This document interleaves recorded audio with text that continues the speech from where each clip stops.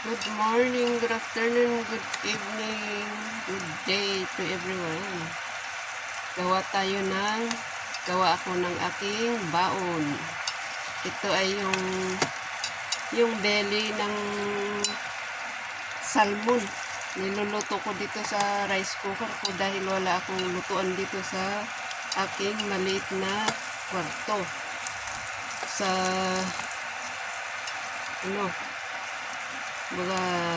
basta ito lang ang lutuan ko, rice cooker na maliit. Ito, na-marinate ko na ng luya, bawang, paminta. Day off ko ngayon, kaya maggawa ako ng aking lunch. Magbaon ako. Katabi ng kaldero ko yung lutuan ng tubig. Dito ko rin iluto yung iba kong yung gulay ko. At least may mantika na. Hindi ko na nilagyan ito ng mantika. May sariling mantika naman itong deli. Salmon deli. Tapos, dito ko na iluto yung chinap-chap ko ng maliliit na yung sa atin, bagyo beans. Pero green bean, sabi dito, green bean. Lagyan ko ng konting tubig para maluto.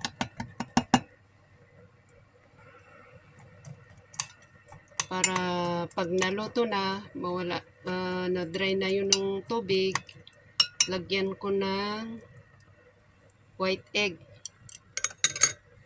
Hindi ako naglalagay hindi ko na ilalagay yung egg yolk. White ng egg pala, hindi yung white egg, white ng egg.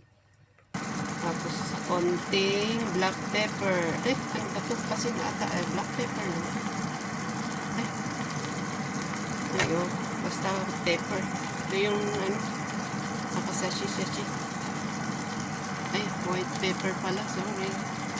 Tapos konting asin lang. Nilipat ko lang dito yung asin para madaling gamitin. Yung Pilipino, para hindi masayang yung ganito, ilagay dito yung asin para madaling gamitin.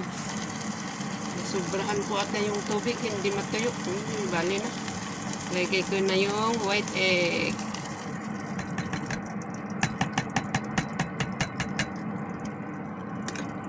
O di may fish ka na, may gulay ka na, at ako yung itlog, yun na yung meat.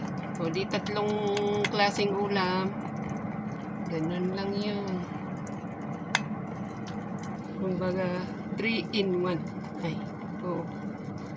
2 in 1 pala. Kasi ito pala 2 in 1. Maganda rin magbaon minsan para iwas sa mga maaalat na pagkain sa labas. Maalat, mamantika.